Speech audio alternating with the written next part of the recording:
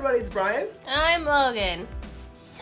And we're Crush Cards. Hi, friends. So, if this looks a little familiar to you, it probably is for good reason, because you probably already saw the lore video. If you didn't, it's about 2 videos before this one. If you want to go find it, you probably should. It'll make a lot more sense, and then you can come back to this video. For any of you who haven't seen it, last Monday, I put out the entire World Legacy Crusadia, Guard Dragon, Orcus, Mech Knight lore. Whew, that's a mouthful. Yeah, in a big old hour-long special. It was really cool, really great, and I went through the whole storyline and plot of what all of those cards had to do with each other and how it all culminates all the way up through Eternity Code. Now, with that being said, I mentioned in the comments that there were things that I didn't get to talk about, like the Orpheus Mythology with Orcus, and just a lot of other details that happened that I just couldn't fit into this without making it an 80-hour-long video. And for everyone's safety and my sanity, I said I would put it in a whole new video, and so here we are. This video is going to focus more on the overarching mythology and theology that goes on in these archetypes. Now, it's not so much of a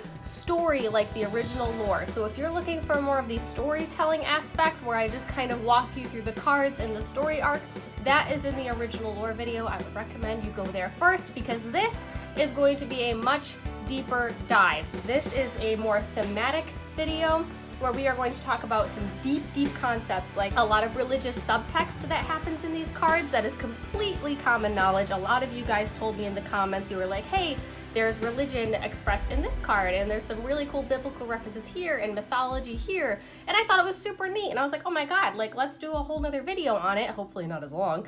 But I wanted to touch on all these things, and we tried to put it all together again, but in a way that touches all of these themes in a cohesive way. This is not anything groundbreaking. This is all just stuff we pulled from the actual cards off of Wikipedia, the OCG text, the flavor text, pretty much everything. We just kind of put the pieces together, that's all. So if religion is not your thing, that is totally okay, but we do want to just let you know that this is going to be a relatively religious-based video, and when it comes to discussing the topics around these, we're just going to be forward about it. Yeah, this is nothing of our own like creation or thought process or our beliefs that we're trying to like put on you guys. This is all just stuff that was already on the internet for these cards that we're like, all right, let's just put it in a video and vocalize it and connect it. If it's not your thing, if you're not fascinated by this kind of stuff or you're not interested, totally fine. You don't need to sit and watch. I don't blame you. I understand. To each his own. It's all good. We're just here because we think it's really fascinating. I'm one of those kind of conspiracy deep dive, fascinated ideology kind of people. I just like to learn. I took philosophy in college, all right? I think it's all really cool. I just want to talk about it. So here we are. If you want to join me,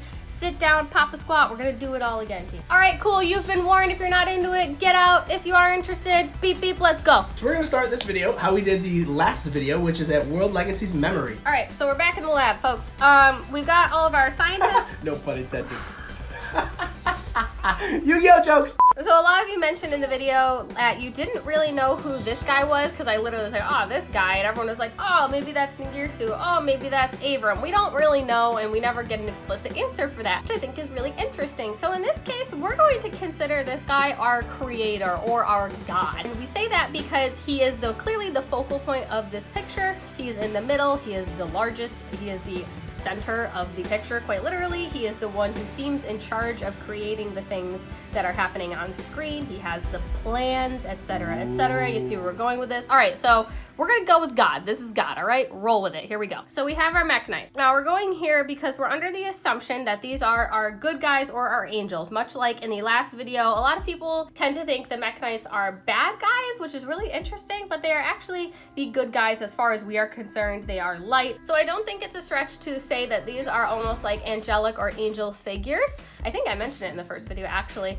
And so if we're basing it off of this guy who is our creator or our god, he is creating, it looks like another Mech Knight, right? So if he's creating one Mech Knight, I think it's safe to say that he could create more. And so if we're under the assumption that he created these Mech Knights, these could be our 7 angels. Now, if you're not familiar, there are actually 7 archangels, depending on, you know, how you look at it and everything. There's different everything. But there are 7 archangels, in Christianity. Now, I'm not going to try and name each one of them because I don't know. Like, I didn't dive that deep. I wasn't going to go this crazy into it. But there is one that is very particular that we'll talk about. So keep an eye on Blue Sky. We will come back to Blue Sky. So basing the Archangels off of these 7 Mech Knights is not only interesting, but let's look at Mech Knight Blue Sky. And if we go off of the Archangels, I was looking at all of them and I'm like, how can I connect these to the Mech Knights? And it came out really clear for one of them. Mech Knight Blue Sky very clearly aligns with the Archangel Michael. Now I'm gonna read you literally an excerpt I found off the internet that I was like, wow, that's literally Blue Sky as a card. So here we go.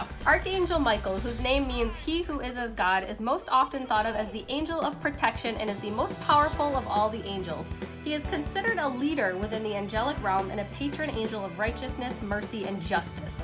As such, scriptural artwork depicts him as a warrior, most often carrying a sword. Whoa. Archangel Michael assists situations where you are afraid, confused, or concerned for your safety. He helps to release fear and doubt and supports us in making life changes and is often said to work closely with those who perform healing work or spiritual teaching.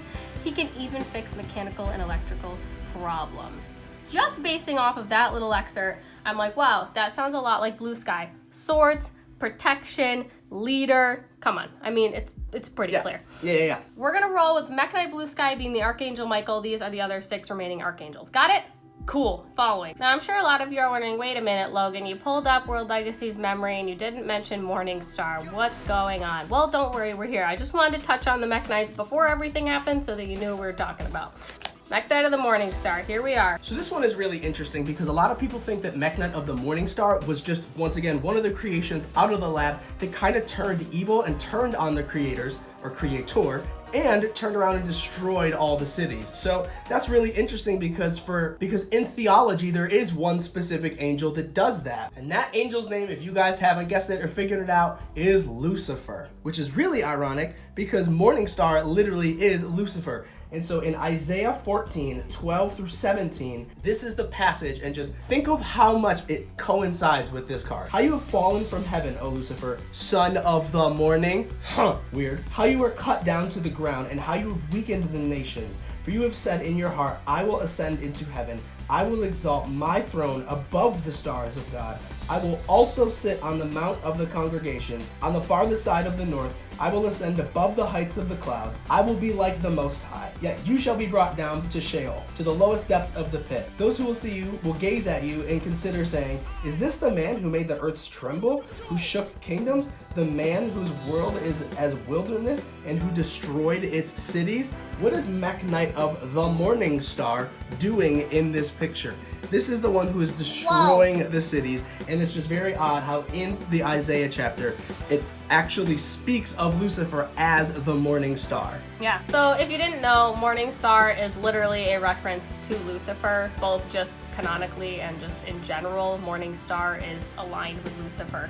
So I didn't know that until I literally was like, man, what does Morning Star actually mean? I literally Googled it and I was like, oh, Lucifer. And I'm like, oh, whoa. Didn't know that. We deep dived into that and this is what we found. So I think that's really interesting. So we have our idea, right, of Lucifer, and this is just like the introduction. So like another quote that I'm sure everybody is really familiar with is that the devil doesn't come to you with a red face and horns. He comes to you disguised as everything you have ever wanted. So in the Bible, the devil takes many forms. So this is just the introduction of that fallen angel who is Lucifer and becomes and can become many different forms. So with that being said, and the devil taking on many forms, we have Lee. Now, you know that Lee was not exactly our hero character in the first lore video, so that will continue in this one. She is not a good heroic character. The devil will take many forms, and that will happen through Lee as well. Lee is probably the main character that is going to take on many devil-like forms, so please keep her in mind. It will not just be one form with her. She will be many different types of devil. And so segueing into our World Chalice storyline, we have our lovely little vanillas. The rest are not here because we're going to focus on this lovely lady. We are in the forest where this part of the story takes place, which is very interesting because in the beginning of the Bible, where do we start off? Well, we start off in a forest or a, I don't know, garden. And so we're in this lovely little environment, and we have our vanilla. We have Crowned by the World Chalice, whose OCG name I would like to point out that's very interesting. Her name is not Ib, her name is Eve. For some reason in the TCG it got changed to Ib. I don't know if that was because of the religious maybe undertones, I don't know. But her name is Eve. So we are Eve in this sort of forest garden, and we have Lee, who she meets. Now, Lee is going to be this voice of temptation for her, which really just continues to follow the story. Not only that, but we have Eve, who is going to not only represent just Eve, because we don't want you spending this video thinking she is just one person, she's just this one thing, because she's not. She clearly transforms a lot. She is a lot of different things. Eve represents the people in general of God, so she is all of the people of God. Which is also really fitting, because if anybody follows any theology, a lot of theological figures in the Bible do the same thing. Like Adam and Abraham, Jacob, Esau, Joseph, Moses, like they all are just smaller representations of Jesus. So once again, just these overlining motifs of one person representing a larger group of people. Yeah, so don't get too stuck on her just being Eve as a person. She represents all of the people. She is everyone. She is people of Earth, the people that were created. But for these next few moments, I would like you to really just focus on the fact that, yeah, it's really interesting that her name is Eve. We have this fairy that comes up to her and offers this power, or let's call it fruit for the sake of the mythology and theology. She offers her this power, or this fruit, or this chalice, which we also covered in the last video, that is seen as kind of deceptive, and it still holds true in this sense as well. And so Eve, being our vanilla or our pure Eve, who has yet to be tainted, who has not experienced evil yet, and who is kind of living this blissfully ignorant life in her forest, she is offered up this new power, or this new protection, or this new sort of knowledge by Lee. And being that it looks really nice, she's like, I mean, yeah, okay, I'll take it. And she ends up taking from the chalice. And that can be translated into Genesis 3, where the serpent actually asks Eve, but God did not say, you must not eat fruit from the tree, that it is in the middle of the garden, and you must not touch it, or you will die. You will not certainly die, the serpent said to the woman, for God knows that when you eat of it, your eyes will be opened, and you, like God, will know both good and evil together. And so that serves as the temptation itself, and having the knowledge of good and evil, and being like having this likeness of God. Which is kind of like Lucifer wanted in Isaiah, aka Mr. Morningstar over here. Yeah, so it all ties together. Not only that, but if you're looking at World Legacy's heart, you can see that the World Chalice itself looks really like light and powerful and lovely and sweet and dandy, but if you actually look around it, there's a lot of darkness, and this really holds with the symbolism of like, if you're only looking at the good, you can't see all of like the deception around it and all of the bad. And this plays into the whole ignorance is bliss thing, with Eve being like, oh man, like this actually seems really good. Yeah, like what could go wrong, right? And then you do something, and then it's like, oh, this was a terrible decision. But you don't realize that until after the fact. And so that's kind of where this whole Garden of Eden thing plays in. So now they get their power up, and they are no longer vanilla, which signals that they are no longer pure in this sense. They have effects now, they have more going on, they have this knowledge of good and evil, and now they have to live with this. They are no longer naked. Which once again can be seen still in the same exact chapter, just a couple verses down. It said, then both of their eyes were open, and they realized they were naked, so they sewed on fig leaves together to cover themselves up. So their vanilla's going to effects is almost like when they change levels or they power up, they get new clothing, or they get new armor in the sense of the card. They get new effects. So it's just interesting. Like, yes, obviously they already have clothes on. We're not literally saying that like, oh, they're naked, but like their card text, almost like their flavor text, is no longer naked. Now they are no longer normal. They are effects. They are links. They are more. And that leads us to World Legacy Secret, which is extremely dark, ironically, which we would also just like to point out. If you look at World Legacy's heart, they look almost identical in the forms of artwork. However, World Legacy's heart is very focused on all the blissfulness that you're just looking at. But once you get to World Legacy Secret and Eve has actually taken the fruit and committed the sin, so to speak, they're no longer pure. So this chalice or this promise that was given by the serpent or by Lee, which was that you are going to have all this knowledge and that this knowledge was going to make you just like the creator, that was an empty promise. It wasn't something that was going to actually be fulfilled. And you can see the actual true colors of the promise maker that is not the creator. And you could barely see it in the card art because she's so dark. And I just like to point out something that literally just came to my brain right now. This one is a spell which you can activate freely whenever you want on your turn. However, the trap, you have to set and wait. It's almost like this card, being the deceitful card, was designed to be slower. Ooh, isn't that spooky? Oh, and if you can't see secret, here you go.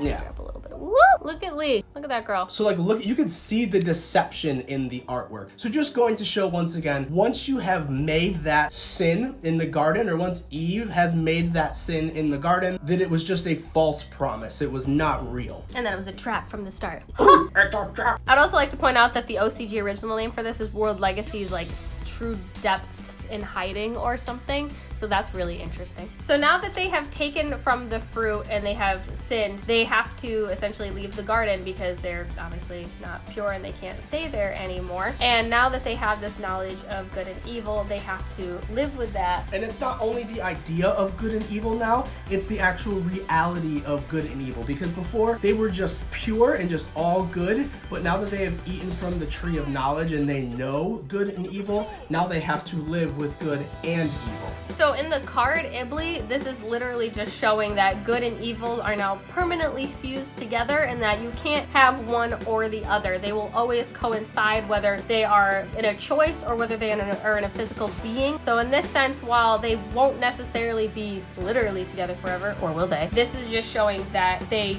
will coexist at some point, whether it's toxic in a toxic way or in a positive way. We will have to find out. So then we have World Legacy's Corruption, which is literally once again just depicting that Ibli, the embodiment of good and evil, is now leaving the purity of the garden and going out and wreaking havoc into the real world now. There is no such thing as a pure world because good and evil now exist all as one. I'd also like to point out something that's really interesting with Ibli is like, so the coexisting of good and evil, like together forever. We have Ib and Lee, who are the good and the evil. And if we want to stretch, I still think it's funny that if her original name is actually Eve and we have Lee, and if you combine them, it's leave. They have to leave the Garden of Eden because they screwed up. So I just think that's funny, but that's just me. Anyway, moving on.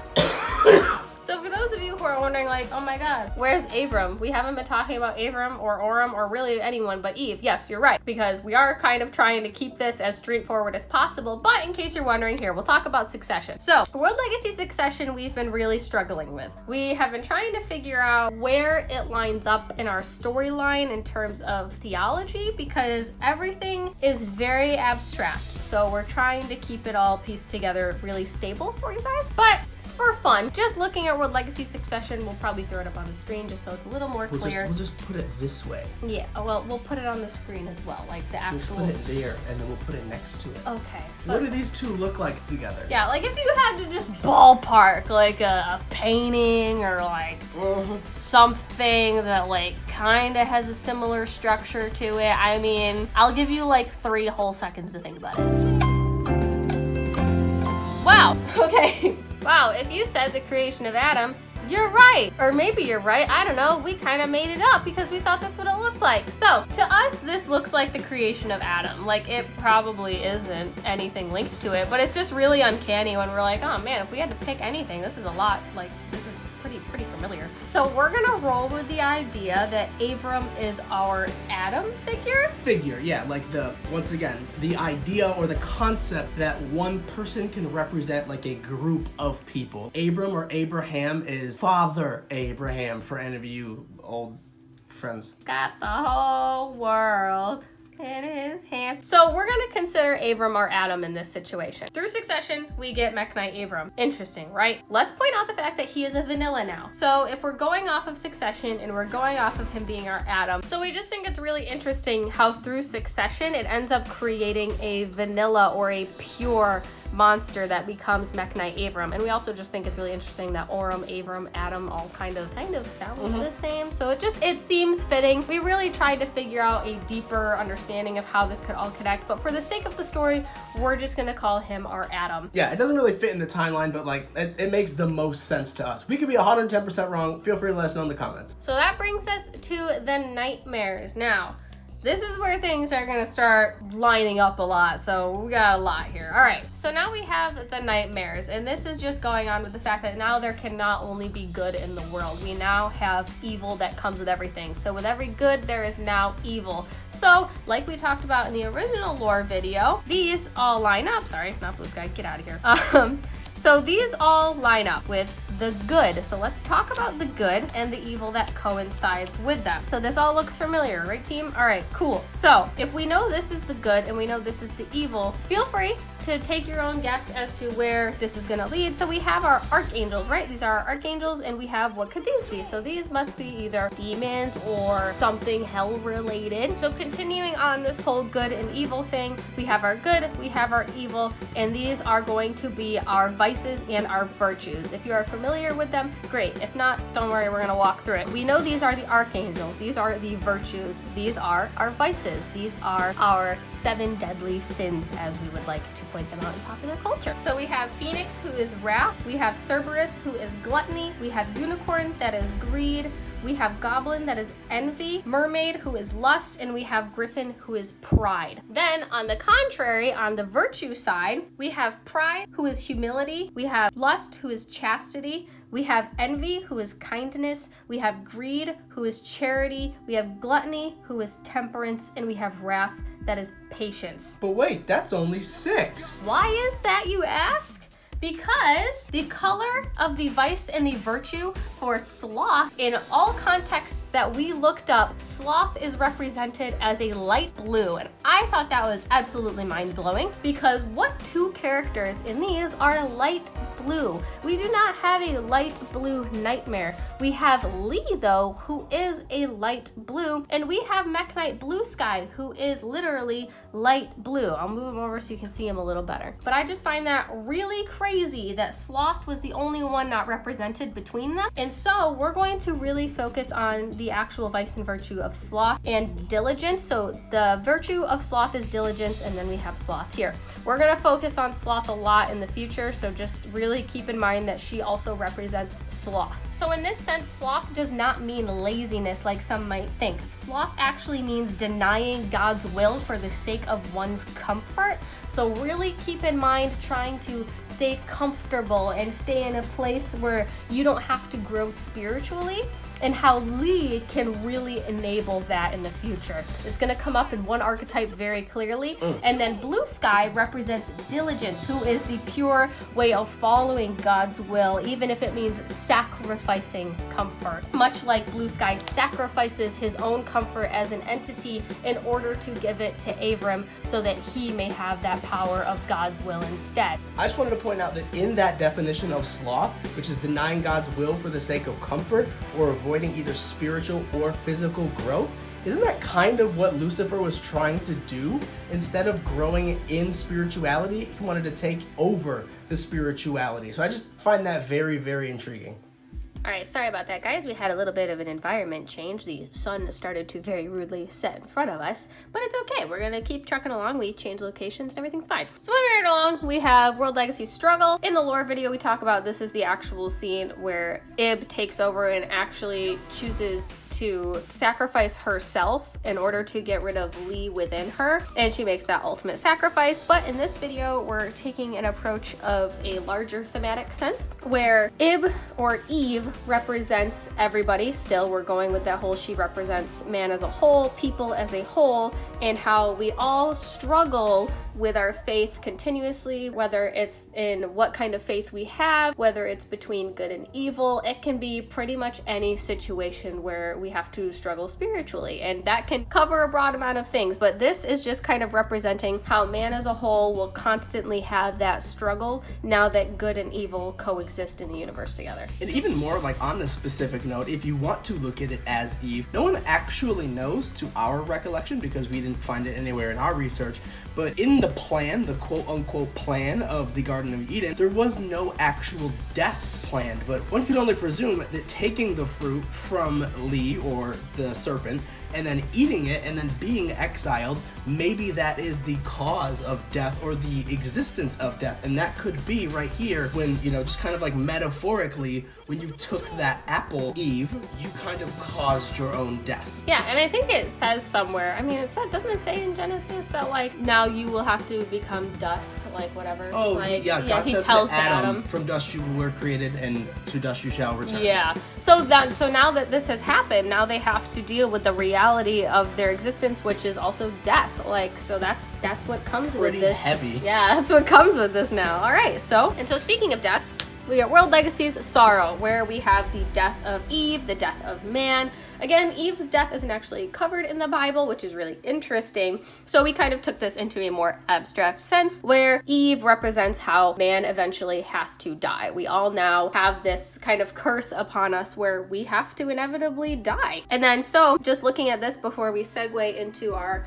next part, we have Ningirsu in the background, who is now back. He's still in his vanilla form now. He's not the Ningirsu Link that we saw them transform into in the last lore video. He has been powered down. So take into consideration that these two have already kind of gone through their own sort of arc. He has yet to go through an arc of his own yet. We know that he will. So take into account, he's vanilla now, he's pure and untainted, but that will change very soon. And while we are on the transition once again, we just want to point out that there are always good guys to the bad guys, and that the Crusadias are the good guys to our new coming up bad guys in our villain story. Or even in the sense that there is just always good to come and combat evil. It's not even that the people are necessarily like bad, but that there is just evil that exists in the world. So in the last video at the very end, I mentioned that I didn't get the chance to talk about the Orpheus mythology and how it relates to Orcus. So before we go into the second half with Orcus and everything else that's going on, I didn't want to have it be confusing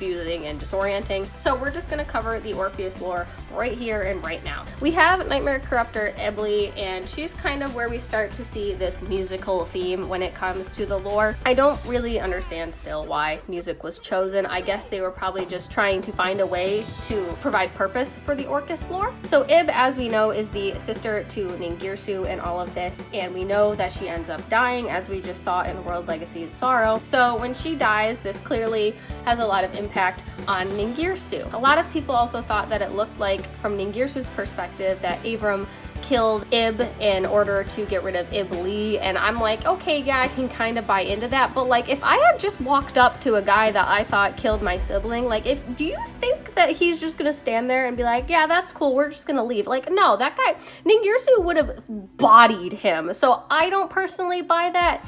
I just feel like it was more of a shock factor thing, but I mean, hey, who knows? So anyway, now that we have Ibli and this musical theme present, we move in after her death to Orchestrated Return. Now, going into the Orpheus lore itself, I'm going to give you guys a little brief story time.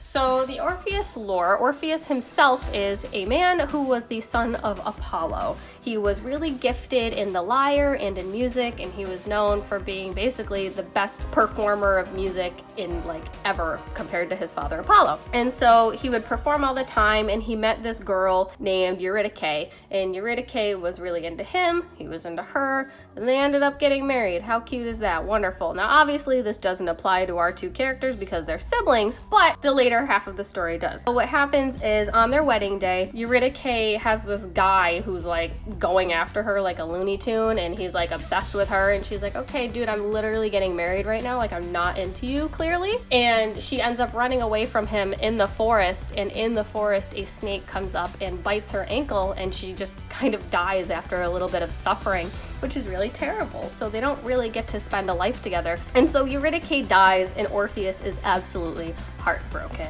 And that's how we get to World Legacies Sorrow. We see the death, we see the shock, and we basically get this his life cut short. Now, moving on in the lore, we get to Orchestrated Return. Now, the actual translation of Orchest in the OCG is Orphegol, and the beginning of it is Orpheus. That's what it's short for. So we're talking about that. We'll talk about the rest in the later part of the video. But so just so you know, the actual OCG term does mention the Orpheus lore to it. So we get to Orchestrated Return. Now, the second part of the Orpheus story is Orpheus is so upset that he goes to Zeus and he goes up to him and he's like, oh man, he's like, dude, my wife just died. We are literally trying to get married. This is like a real damper on my life right now. And he's just so upset. And Zeus, being a decent fellow in this situation, is like, all right, you know what? That really sucks, man. Like, I feel for you. Why don't you go down to the underworld, go down to Hades and see what you can do? And he's like, but I'm not going to promise you that it's going to be easy. It's going to be really tough. But so what happens is Orpheus goes down to the underworld and he meets Cerberus, he meets Hades, he meets all of the people in the underworld, and he plays them a really, really sad song, and he's just playing music for them, and he moves Hades to the extent where he's like, oh man, he's like, all right, I kind of understand what you're going through, and you know, it really sucks that your situation is what it is, so you know what, I'm gonna make you a deal. You can have your wife back, you can have Eurydice, but on one condition, and the condition is that as you walk back up to the world above, you cannot look back. So it seems like a simple rule, and Orpheus is like, all right, that seems really fair, and so he takes Eurydice's hand and they start walking, and they start making their way back up to the land of the living. As most stories go in mythology, it doesn't work out for the better. So they start walking up and they make it about 90% of the way there, and he stops hearing Eurydice's footsteps, and that kind of alarms him. And he's like, you know what, we're almost there. Like, what's the harm in just checking to see if she's there? And he looks over his shoulder, and by the time he looks over, she has vaporized and she is no more. And he tries to go back to get her and tries to cross the river Styx again, but he was not let back around. That's the really tragic story of what happens. So when he gets back to the land of the living, he's absolutely miserable. He doesn't really care about anything anymore, and he comes across a group of villagers or people who come up to him and they're like, oh, we know who you are, why don't you play us some sick music so we can all dance and have a good time? But Orpheus, who's like literally just like, no, he didn't want to, and so he only played sad music, which was really beautiful, but he was just so sad he couldn't make anything happy. And it actually just made the people really upset, and so they decided to just tear him limb from limb and throw him into the river. So yeah, that's really morbid. And as he fell down the stream, he just kept murmuring his wife's name, so even his death he could not forget her. And then the gods felt so bad for him that they ended up putting him in the stars, and that is the constellation Lyra or Lyra that they still call Orpheus to this day, and he ended up joining her in the underworld. So that's really nice. I guess it worked out in the end, but man, it's a really bummer of a way to go out, isn't it? How does this relate to Orcus, you ask? Well, really hard and loose. We have Orchestrated Return, where Ningirsu is basically trying to resurrect his past sister. We're trying to resurrect a loved one, i.e. trying to bring someone back from the underworld. He doesn't exactly succeed. He might create Galatea, but that's not exactly what was promised or who he really wanted in the end. So he's not entirely successful, but he tries. And so when he doesn't succeed entirely, he basically ends up creating the Orchists. And so the Orchists themselves are all music related, as we all know, orchestra, orchist. And so this all relates to Orpheus because he was a musician, he played the lyre. All of these pieces are kind of the sad song that Longirsu or Ningirsu kind of plays in homage to his sister and her life and how he can't bring her back. And so his sorrow is kind of what just builds the Orchist archetype and how it relates to Orpheus. He's just a really sad dude who lost someone that he really loves, and he tried to test fate and change it, and it just didn't work. And so now he has to kind of live with himself until, you know, maybe he doesn't live anymore. I don't know, we'll see what happens to him. But so basically, music, dead loved one, trying to resurrect. It's really sad. Poor guy. So he takes on this whole musical adventure. Cool, great, good talk. Thank you for coming to my mythology TED Talk. Moving on. So now time has passed. We are in Orchestrated Return. This is where we are going to talk about the actual OCG name of Orchis, which is Orphegol. And so breaking that down, we have Orpheus, which we just talked about, which is the Orf part of it. So Fegel refers to two things. We have Orgel, which is the German word for organ and for music box. So that is the tail end of it. So the middle part between the Orpheus and the Fegel, we have Belphegor, who is a prince of hell or a demon who is known as the entity that is sloth. Wow, isn't that weird how we've been talking about sloth this whole time? Well, Belphegor is that demon of hell. So we're not actually going to see Belphegor, but we have a being that reminds us a lot of Belphegor that we said to keep an eye on. Lee, wow. So Lee is our Belphegor. Keep that in mind. She is our sloth. She is Belphegor. She is this tempting figure. The actual translation of this card is Orpheus Prime. Now, for those of you who don't know what Orpheus Prime is, I'm gonna tell you. So Orpheus Prime is a 31 number that starts with 1, ends with 1. It is a prime number, and the ones are followed by 13 zeros on either side. It's a palindromic number. In the middle has 3 6s. So obviously it is considered like a beastly or devil's number. And I think the reason that this card is called Orpheus Prime is because we're back in the lab. There's a lot of numbers and coding, and how it's basically saying that even though time has passed and things have changed, and we have Ningirsu trying to bring his sister back to life, that the devil is never really gone, and that the desire to want more will still remain. And how does Lee connect to this? Well, you see, we don't have like a definitive answer because we don't have a card to really prove this, but we're in a lab, so we can assume that Lee has something to do with this. Lee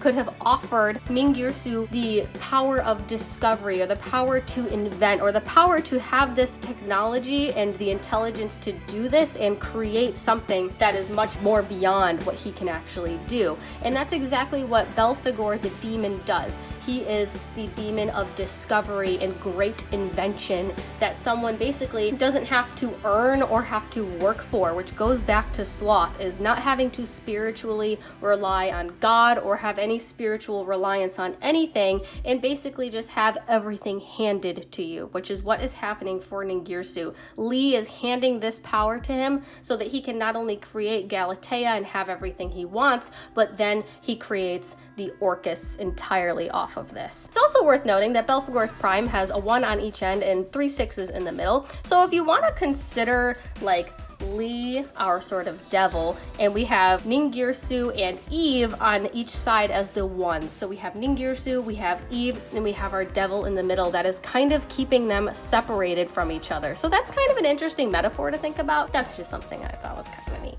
So moving off from the Belphegor thing, we have Galatea, who is now going to just be our Lee topic, because now Lee resides in her. We're not going to go back to the actual Lee card. We know that this is Lee now. So this is our new Lee. And theologically, just kind of trying to tie it all back together, through the Bible, once Adam and Eve were kind of exiled from the garden, you can see clearly through the stories of like Cain and Abel and everything else that follows that in the Old Testament, the evil that was leaked out into the world just continually gets worse and worse, or one could argue just kind of gets bigger and bigger, which could show that like Galatea's formation is just a demonstration of that evil growing.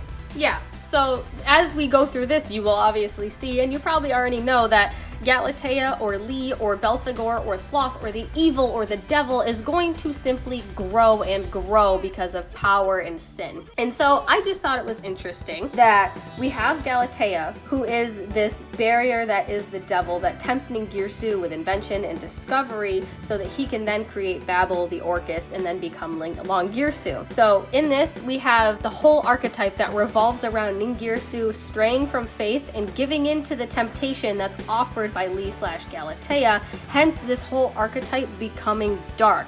He takes fate and control into his own hands because he's so desperate in order to get his sister back or have some semblance of control over his life that he didn't have before. I would also just like to point out, I know that this is like a total stretch, but on top of like the Belphegor's number thing, so we know that the middle 3 numbers are 6, 6, and 6. I just think it's funny that if you add 6, 6, and 6 together, you get 18. I know that that's already the original Iblinks attack, but now that we have transitioned over into this archetype, I think it's interesting that they kept it, and that coming off of Orchestrated or Orpheus Prime that they did that. I think that's kind of cool. Almost like it was part of the plan the entire time. And so really driving home this whole like new invention, new discovery, and new power, we get Orchestrated Core and Orchestrated Babel. All right, got a lot to talk about here. So we're we're building Babel. It's towards heaven. It's a new creation and new invention. Again, we see that Lee is really in Galatea's form is giving him this ability to invent pretty much anything he desires and that he can think of. And so he chooses to create Babel. We got a little bit of a story on Babel too. Babel, as we can tell, it kind of looks like a church. Not like on first glance. At first glance, you're like, okay, it's a tall cylindrical building. But we see in other Orcus cards that it does look very church-like from within, because we have these stained glass windows in the background. We have very church-like instruments. We have cymbal skeletons or percussion. We have Orcus brass bombard, like the trumpets. And then we have harp horror, which is a harp and a gargoyle, which are two very common church figures that we see all the time. And then we have orchestrion, which is an organ, which is, obviously you see at the front of every church whenever you're inside, and they're typically playing the music. We have a very churchy theme going on here. So going off of that, I've got to tell you guys about Babel, because I was really interested. I had a couple of people in the comments say that Babel had a backstory, and a very religious one at that. And I was like, oh man, that's pretty interesting. I should look it up. And so I did, and man, oh man. So in the Bible, we have in the very beginning, we have the Tower of Babel. Now it's not literally called the Tower of Babel in the Bible, but we had a time where the people all spoke one language. And so they were like, you know what, we're gonna build a tower that reaches all the way up to heaven. And so they start building this structure, and it gets bigger and bigger. But then God sees them, and he sees that they all speak one language, and he also sees their lack of restraint. And he's like, you know what, these people aren't gonna stop. They're really gonna keep going, and they all speak this one language. He's like, so you know what I'm gonna do? I'm going to confound their language and scatter them. So what he does is he makes it so that everyone cannot understand each other. Hence why it's kind of a sort of play on the word babble, like when you babble. I also find it interesting, just like as a musician, that music is also considered like a secondary language, and it is really open to interpretation. So the fact that God, in this instance, decides to take their languages and scatter it and make it so that it can't really be understood, and then the fact that like Orcus is just music, which is that theme again, where like everybody can kind of take their own thing from it. Like I just find that really, really interesting. Yeah, it's just really interesting that it also just means, like Babel just means to confuse. I think that's really interesting, that it's just like, it's just this whole archetype is built on like confusion itself, like Longirsu's spiritual confusion, literal confusion, and that now there's like this language barrier because we're using music as a language, and they're also all machines too. So machines kind of also have their own language. We have like binary, we have all of these aspects going on, not just biblically, but just in a very literal sense, that there is many barriers between good, evil, language, and everything. And it's really cool. So Babel is an actual depiction of what happens in the Bible and how everyone's language gets confounded. So on top of not being able to communicate with each other, I just think it's really interesting that it also is kind of creating this lack of ability to also communicate with God. So it's like there's this confounding altogether and this babble that's happening. So it's interesting. It's also really cool too, like we just literally talked about this as we were filming, but in the beginning of the entire video, we talked about how the creator, the man in World Legacy's memory, is the creator and is God, and God creates the Machanites, which are symbolic of angels, and then the one Machanite, aka the angel, which is Lucifer, kind of backfires and turns on the creator, which is just funny because in the entirety of this archetype, they're machines, and then here we are full circle yet again. Because of the sin, we are machines and we are building destruction. So with that being said, we get the furthering of the power from Galatea or from Belphegor. We get the creation of Longirsu, the Orcus orchestrator. I was looking up the actual OCG names, and I found out that there was an etymology section on Wikipedia for all of these names, and I'm like, oh neat. I thought that took 48 hours to go through for both of us. Yeah, so for Longirsu and a couple of other cards that we will get to, these aren't just like, oh, Longirsu, it's just an upgrade of Ningirsu. And I'm like, no, these actually have actual origins. So it's not just a jumble of words. So it's Longirsu is actually a figure in the Bible named Longinus. And Longinus, he was the Roman soldier who was actually the one that struck Jesus in the side during his crucifixion. And he did that with a lance, which we find is very, very coincidental, because what is Longirsu's main weapon here? A lance. Wow, that seems pretty intentional, doesn't it? Stay tuned, folks. More's coming. Yeah, that's kind of wild, isn't it? And so the lance itself was actually called in Christianity the Holy Lance, or Lancia, which is Very familiar for you Yu-Gi-Oh players. Also very strange, because Lancey was the only thing that stopped Orcus when it was meta. Wow, isn't that weird? Also to note that Longinus was actually a convert to Christianity after he ended up doing this, and so, man, that's kind of weird. What's gonna happen to Longirsu? Maybe he'll convert, maybe he'll become something good?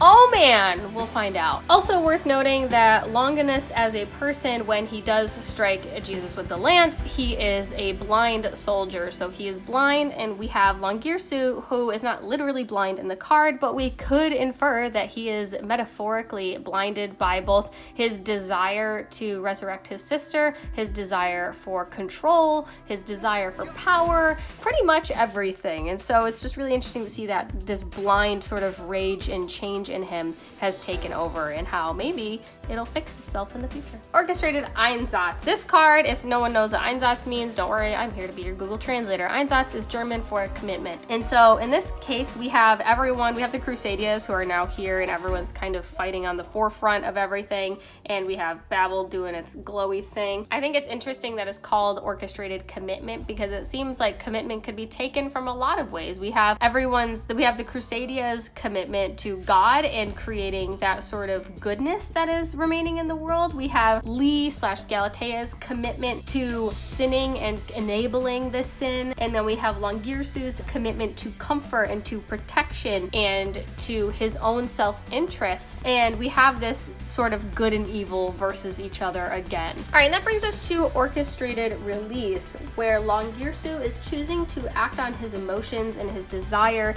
and he ends up choosing to tribute the cost, his sister's body, in order to feed his sin, which is Lee, which is the devil, which is Belphegor, even more, and provide her even more enabled power to further protect his own comfort, his sloth, and his self-interest. Instead of relying spiritually on what should be happening, he's taking it into his own hands and further trying to manipulate faith by putting this blind faith into a false god, which is Lee. And then we got Italy. Wow, look at her. Ugly as hell.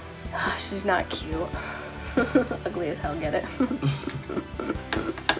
This is like full force power of the devil. The devil. The This devil. is the power of the devil. Wow, alright. Not today, devil. Sorry, alright.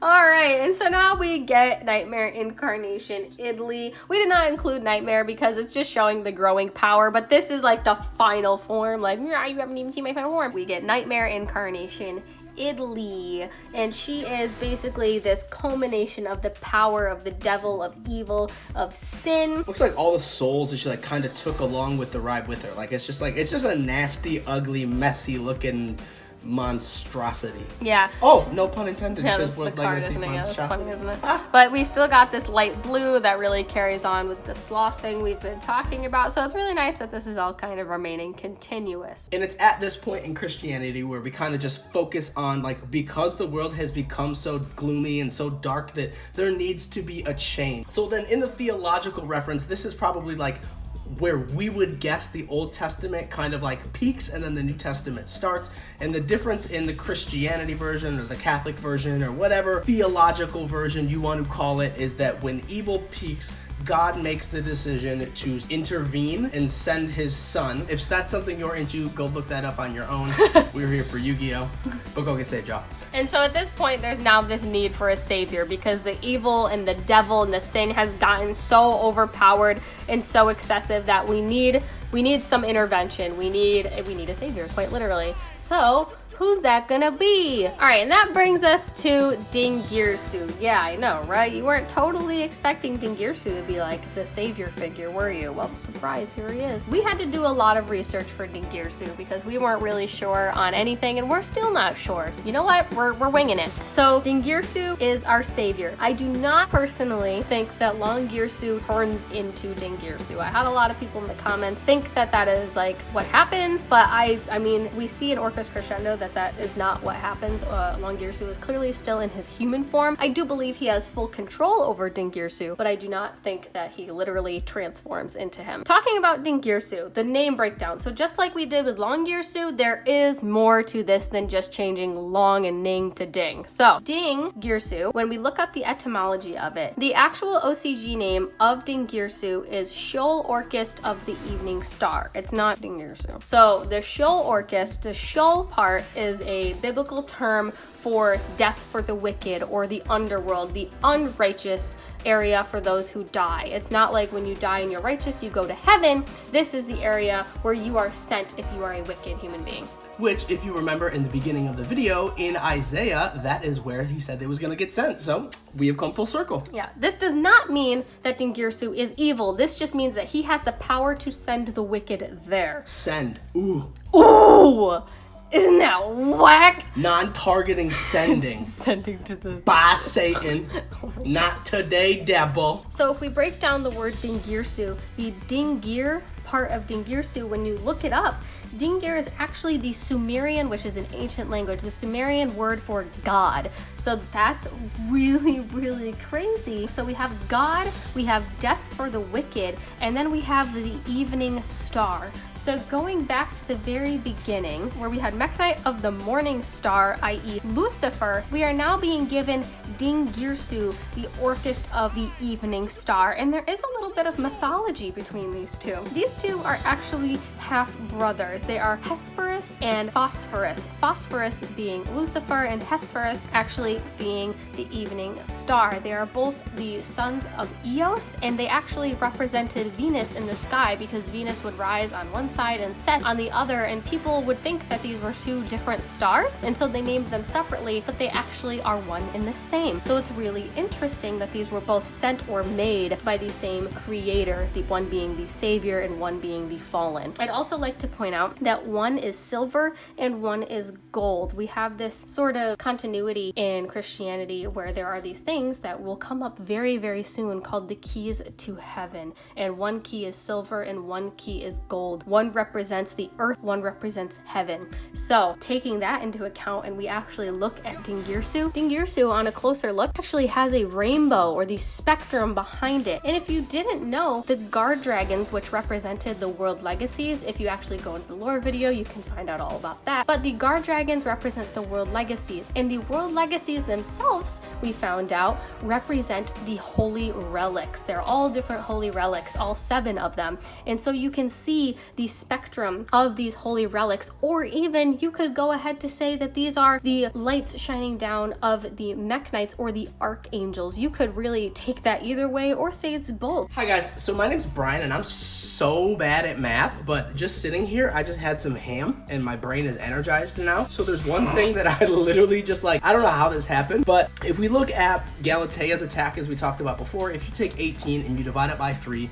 you get 6. And 6 in the Bible is theoretically known as the worst, which is why when you have 3 of the number 6, it is the worst of the worst, which is why it refers to Satan. And in the Bible, if you refer to the number 7, which is ironically 1 greater than 6, it is seen as 1 better than, and it is 3 of 7 is the best. So if you have the attack of Galatea or your foe, which is 1800, and then you look at the defense of the defender, which is 21, and you divide that by 3, you get 7. Just want to say, that freaks me out.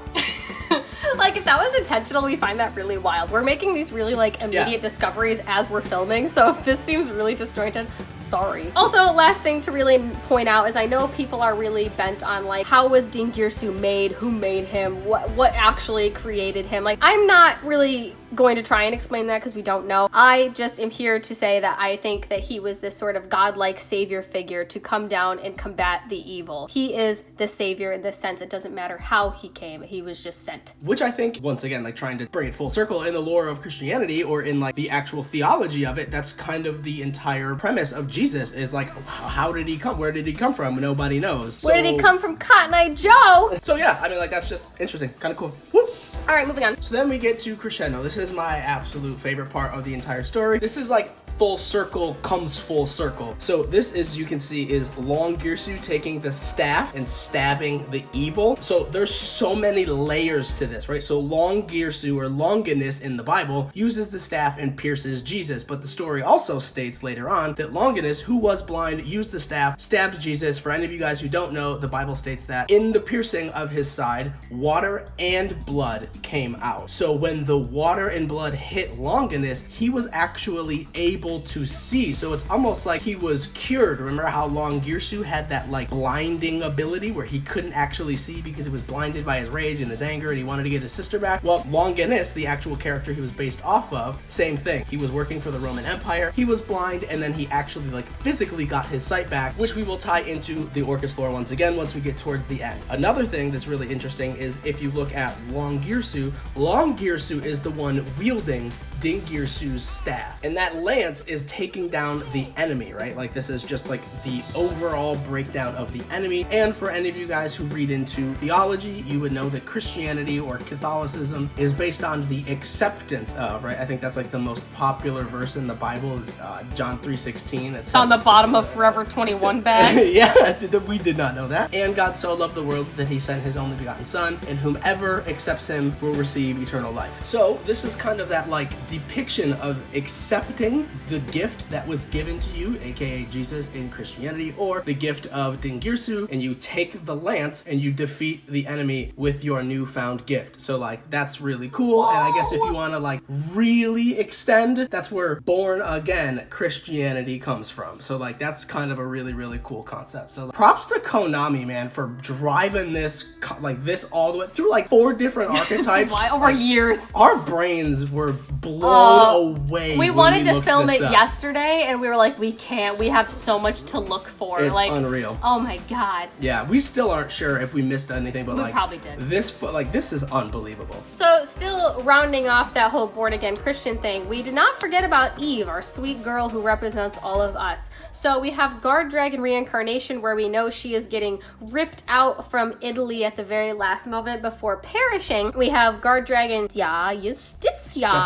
no, it's not said. So we have the reincarnation, quite literally, of Eve, and we have her coming back and literally being reincarnated as a new being. And this sort of represents again the whole born again Christian and being able to come back from sin and redeem yourself. If you guys know what Revelations is the very end of the Bible, where we kind of get this supposed idea of the end of times, or the rebirth, or the judgment for everybody, essentially. And so we're kind of segueing into that in Crusadia Testament, where everything is kind of going awry. We have collapse, we have the theological gears and everything that you saw in the last lore video, which I remind you again, if you did not see it, please go check it out. So this is essentially like our Maximus, who is our Adam, getting his little glow up or his redemption arc, because everyone's got to work through their redemption. Eve has her redemption. Long Girsu, I don't know, does he get his redemption? We'll find out shortly. And now it is Adam's turn. And that brings us to World Legacy Bestowal, where we have our Adam, or our God-like figure for the side of good, and we have our Lee, or our devil, or our Satan figure. And it really looks like he's sort of extending a hand out and offering this chance for repentance or redemption. And it's, again, it comes down to this choice of whether you can either go on the side of God or you can stay in your sinful ways. But it also is just showing that there's always the chance for everyone to have that opportunity, including Satan himself. So it's a really cool token that kind of leads into the rebuilding of what's going to happen. And that rebuilding will happen through Evita, the rebuilder of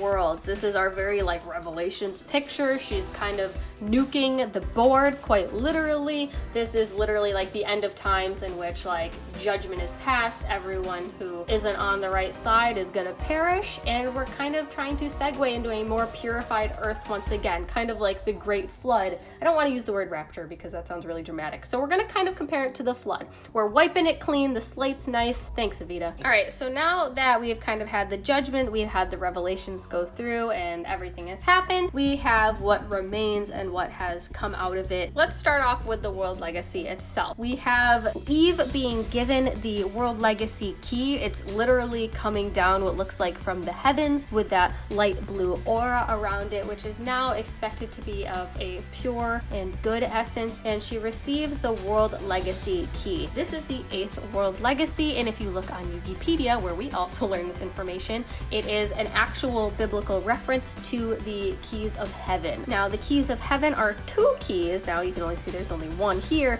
but the 2 keys themselves were silver and gold. Now, when I mentioned earlier for you guys to keep an eye out for the silver and gold motif, we are back here and we have the gold on the key and the silver on the key. I think this just represents a culmination of those 2 keys. The keys themselves represent earth, which is the silver, and heaven, which is the gold. And then also, once again, if we just point this out again, Morning Star, aka the evil, is silver, and then Evening Star, which is God, is gold. This one is the one that came in and clearly wrecked the world, and then this one has like all the glowiness and came in and saved it. So now looking at our lib card, we're going to go off of her OCG name, which is Reeve. It's Reeve, the World Keyblade Master. So Reeve is really interesting. We still have Eve, but we have this essence of Lee still there, but it's Reeve. So it's kind of like a reborn Eve. It's not so much that there is this evil within her. I think now there is a more purified sense to the name, and it's not trying to say